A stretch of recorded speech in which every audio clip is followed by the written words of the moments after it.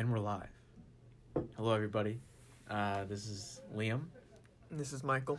And this is the second episode of our podcast, but it might be the first that you're hearing because the file on the first one has gone astray somehow. Yes. We recorded that the first night we were here at UConn, and we're currently more than halfway done with the first semester. Congratulations. Yes, thank you. And to you? Thank you. Midterms are going well. Yes, over for me as well. How was your drafting midterm? Easy. If you showed up to class, you should have gotten 100. Yeah, it wasn't one of the questions like, what's a pencil? Pretty much. Identify what a pencil looks like, or what a triangle looks like. Those are all helpful skills to have. Sorry if you're hearing any background noise. Our neighbors are very rambunctious. This is the first time that they're being so. Yes, over the weekend they were quite loud. Maybe they're finally showing their true colors. Yes. How was your weekend, Mike? It was long. Very productive. What did you do? Well, of course, I'm teching the show right now, so spent quite a bit of my Saturday there, and gotta love doing laundry here. It's my favorite chore to do. Ah, yes. And got to see Benjamin for the first time in a month. Really? What'd you guys do? Went to dinner, Flavortown. Ah, lovely. And that's where you got the delicious French fries? I had the delicious French fries today. Yesterday I had the same ones without seasoning. That was my benchmark. So that's why today's was just so much better. They were crisp, nice fluffy inside. They're really stepping up their game. The way a fry should be. Yes. Just so you guys know, we're recording from our dorm that we share together because I know our first one was in Russell 208, which was my old dorm, which I shared with my roommate. That was prior to this, but now we have our own dorm. It was a process. Yes. Quite a process, hauling things from alumni to North Campus. If you know UConn, that is literally on the opposite end of campus. Yep. I don't think I've ever seen anyone carry a rug across campus, but now I can say I've seen that. Yeah, so when we were doing that, I found out that my weapon of choice would be like a log of some kind. Yes. Because I could spin it around quite effortlessly around my body. And I have no reason to go to the new rec center now. I think I had enough arm day in moving all that. My arms shook for days afterwards. I could just feel the sheer mass coming into my arm muscles. I'm a true bodybuilder in the making. Yes, yes. Well, now that we got some small talk out of the way, I guess we can start with our podcast now.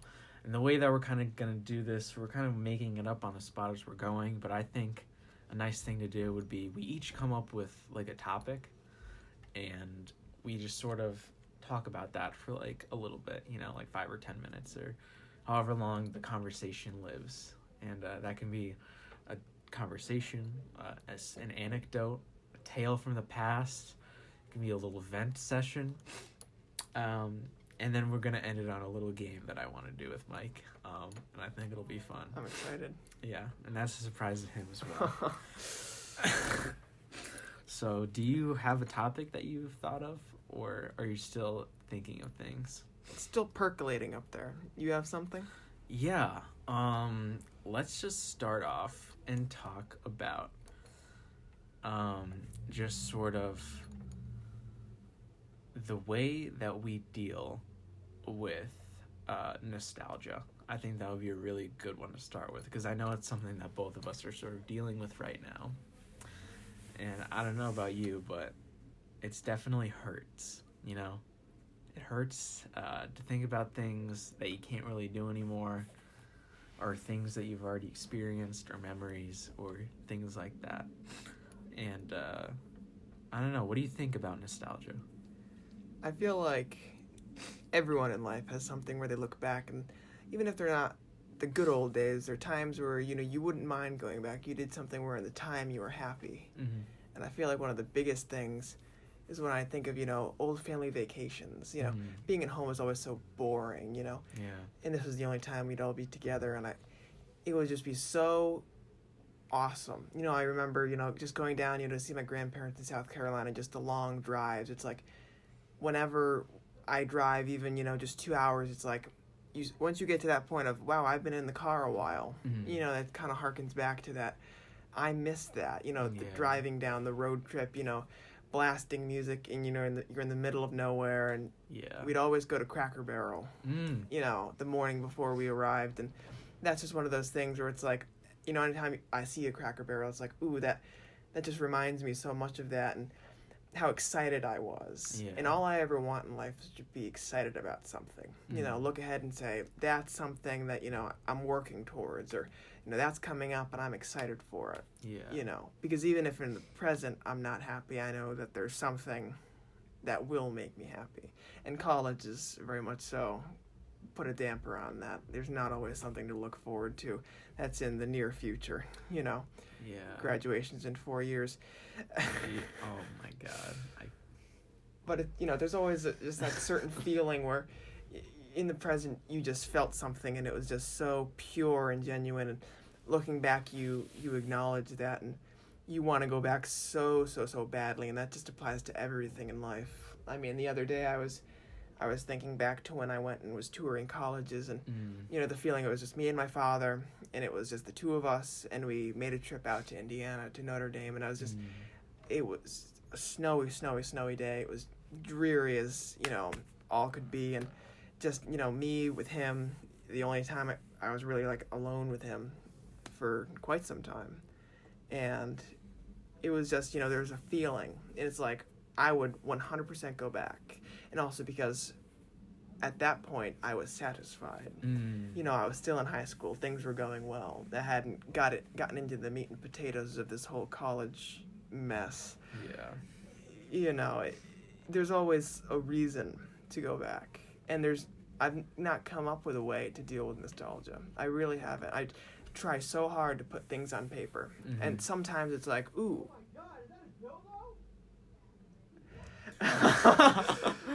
You really put a damper on that.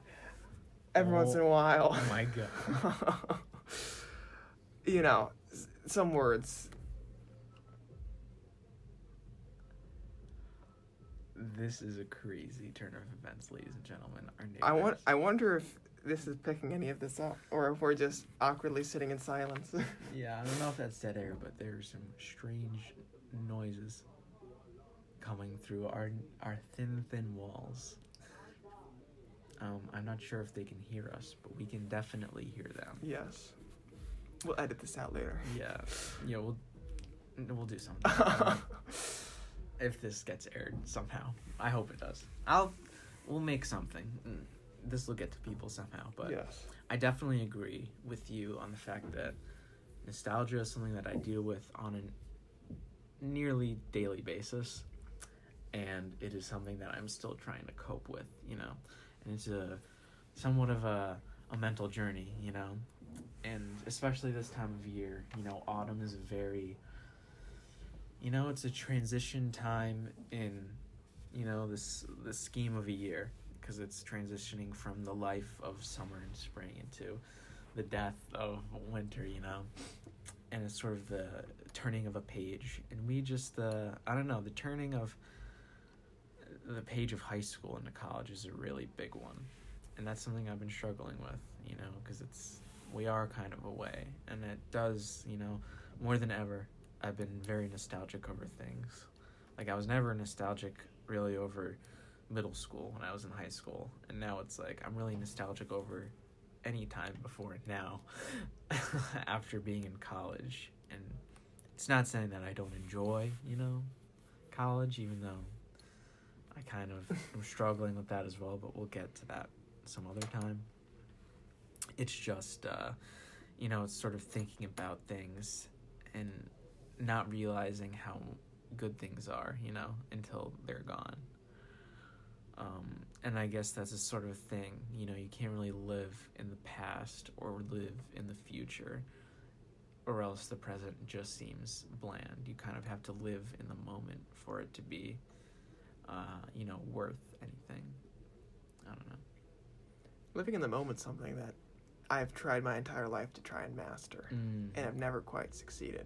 Yeah. Because there's always something where, if I'm in the present, I'm always thinking about when I was in the same place another time, or when will I be in the same place again? And there's always reason to leave the present. But sometimes you understand that the present is a time of trying, and that you will thank yourself later for doing it, but you just want to distract yourself as much as possible. Yeah. But then when you look back, you regret it. But it's one of the great paradoxes of, in the present, you were doing what you wanted, and in the future, it wasn't enough. And, in your mind, it's just this everlasting loop of, well, I acknowledge it, but I don't accept it. And I feel like you pinpointed it between middle school and high school. There was no nostalgia. And I've always gone back to the reason that it's all about the people.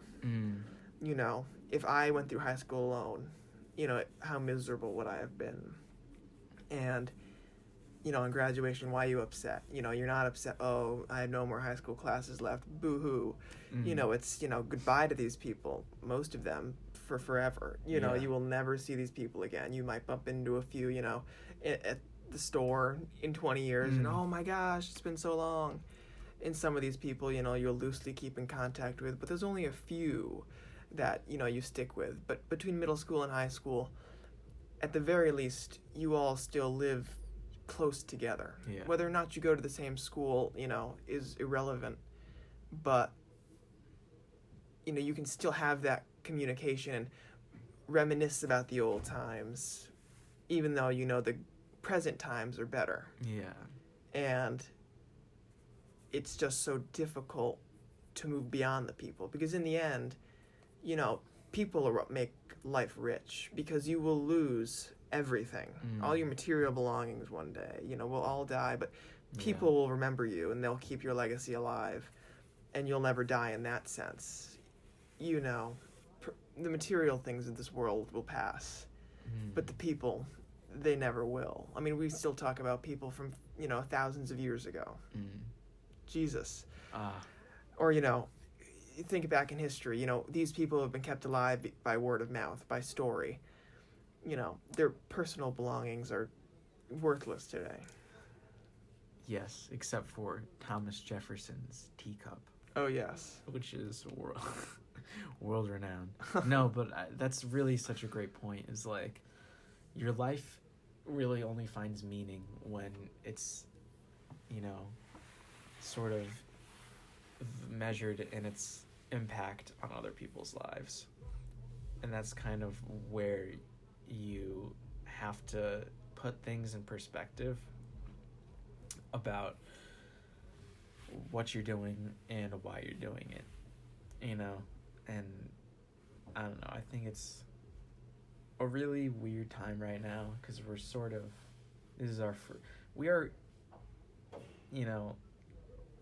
the transition from high school to college is probably one of the biggest transitions you're going to have in your entire life, because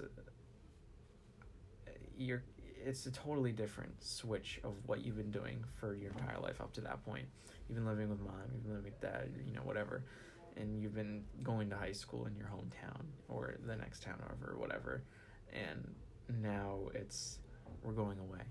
We don't live with our mom. You don't see your parents or your friends, except for us, which is a weird case, but it's all new, and you really don't have a transition like this again to this severity until probably after college, and that's probably the last time you'll have a huge life-changing moment, that things are totally different than they were before, because this is totally different than our lives before.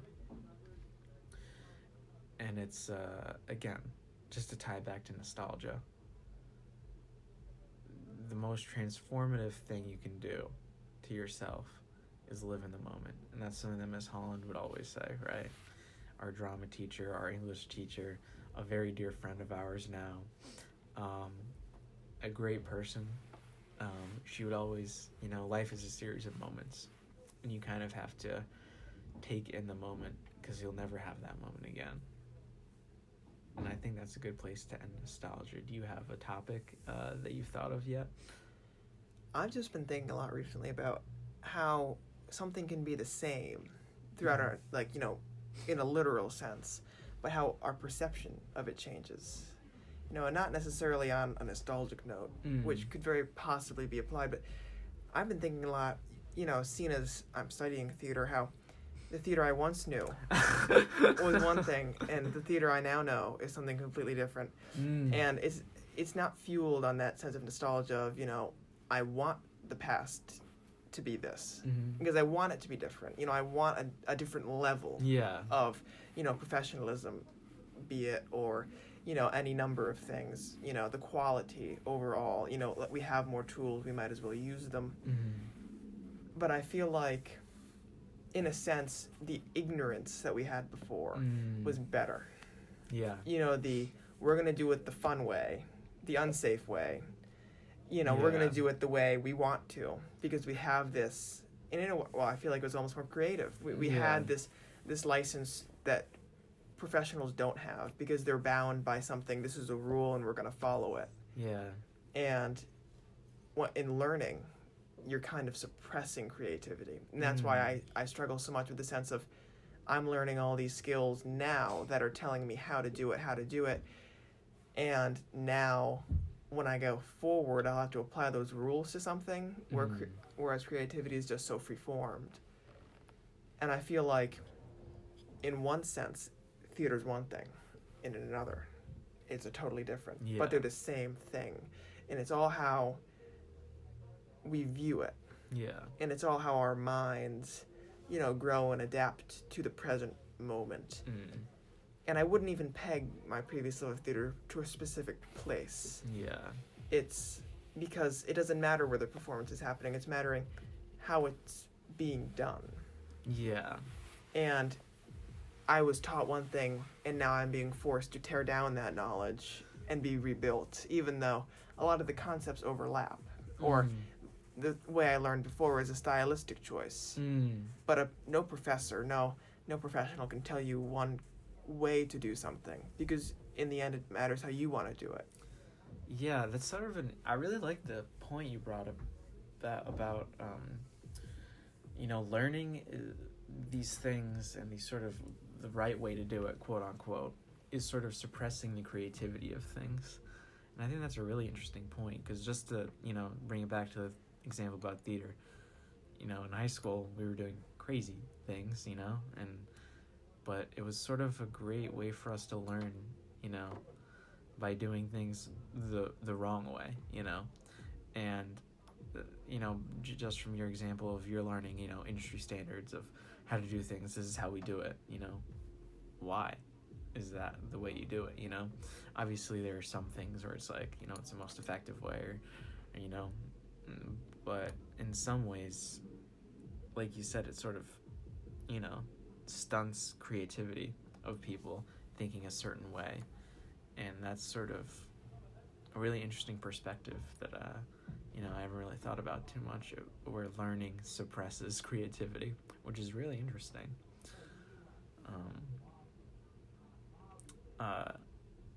It's viewing things from the same thing, you know, as different ways as time goes on. That's a very interesting concept as well. And I feel like we all sort of have that, you know, whether it's when we're babies and like our taste buds grow and change and we like a food that we didn't like before. For example, when I was a baby, I would only eat grilled cheese sandwiches. I kid you not, Mikey G. I would only eat grilled cheese sandwiches. I never ate grilled cheese sandwiches. You never ate grilled cheese sandwiches? I did not. My hatred of cheese started young. Oh, I forgot. The only form of cheese I would eat as a child, and I probably ate the most, was just Kraft mac and cheese with the little powdered cheese packet. It's not real cheese. Ooh, yeah, that nice neon orange. Yeah. You know, cheese product. That's interesting. The cheese point, man. Yeah, but just talking about, like, viewing things from a different angle. You know, tastes change. And it sort of brings in the question, you know, is it your taste of things? Is it you learning what you really like? is it you seeing things in the way they always were, and you were just looking at them differently at the time, or is it truly like an evolution, or in this case, a devolution, de-evolution?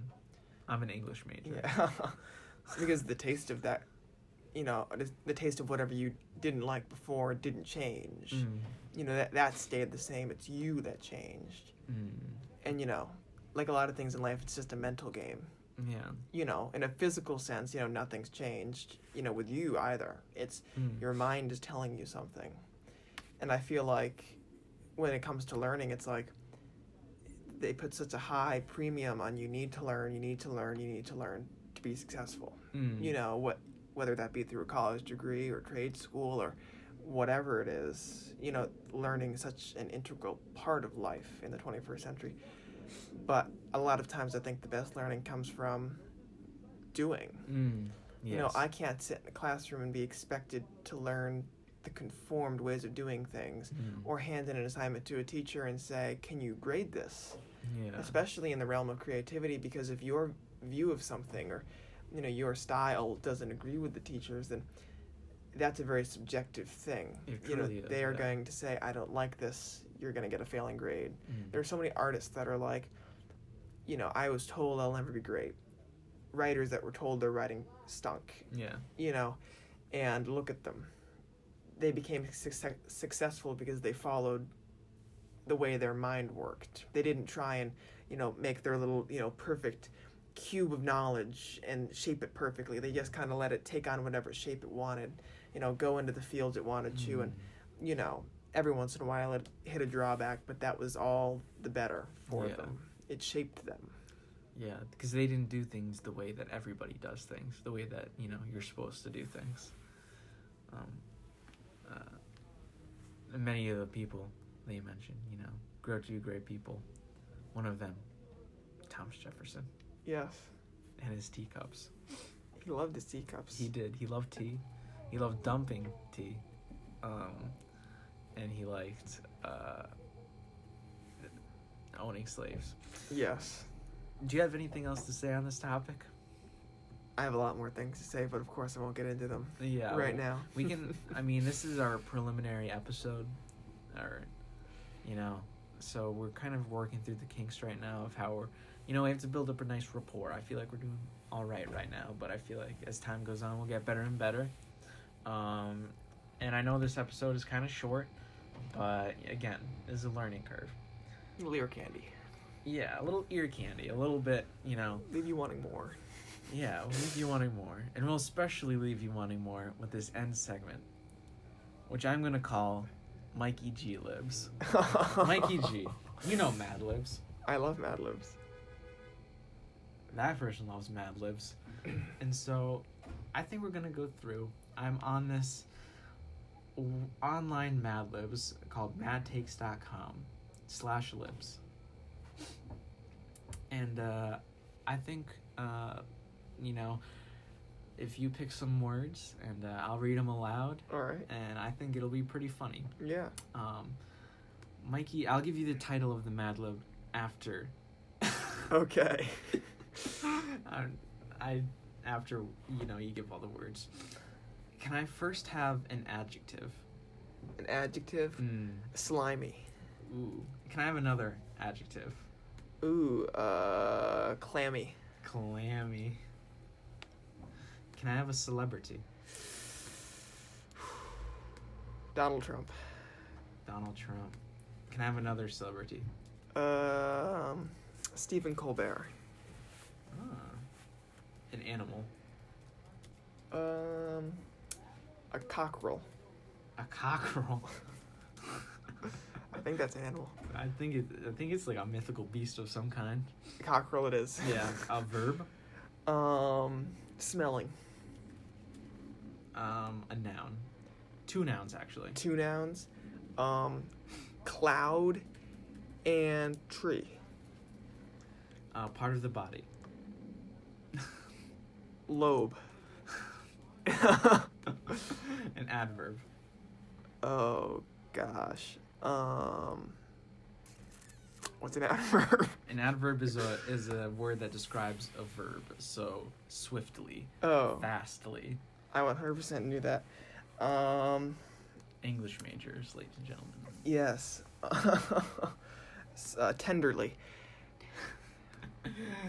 Tenderly. That's a good one. Adjective? Gray. Adverb. Hardly. Let me get 2 adjectives. 2 adjectives. Bright and rough. Let me get another part of the body. Septum. Septum. An adjective? Hot. 2 nouns. Rug and milk. And finally, this is what I was laughing at. A person in the room who's male. Liam. All right. Let's go mad. Mikey G. What is the title of this Mad Lib? The title of this Mad Lib is My Dream Man. Ooh, my dream man. My dream man should, first of all, be very slimy and clammy. He should have a physique like Donald Trump, a profile like Stephen Colbert, and the intelligence of a cockerel. He must be polite and must always remember to smell my cloud, to tip his tree, and to take my lobe when crossing the street. He should move tenderly and have a gray voice, and should always dress hardly. I would like him to be a bright dancer, and we are... and when we are alone, he should whisper rough nothings into my septum and hold my hot rug. I know a milk is hard to find. In fact, the only one I can think of is Liam. That's beautiful. Ladies and gentlemen, that has been our first segment of Mikey G Libs, and that has been our first or second episode of our podcast. Thank you all for listening. I know it's audio right now. Maybe one day we'll do a nice video. Yeah. Maybe not. Anyways, I don't know when we're gonna record another one of these. Maybe next week. Maybe. Who knows? We'll see what people think of this. Yeah. Anyways, thank you for listening. Mikey G, do you have anything to say? Like, comment, subscribe. Smash things. Yep. We love you, our fans. Yes. In such great numbers. Yes, our swaths of fans. Yes. One day that might be true. Yes, please leave comments, suggestions of topics you want to hear us talk about. Or things you think we should consider for the future of this podcast. Helpful, constructive criticism. Getting new neighbors is not an option. Yes. We have moved once already. Yes. We cannot do it again. Anyways, thank you all for listening. And stay sexy. So long now. Farewell. Auf Wiedersehen, adieu. And that's that.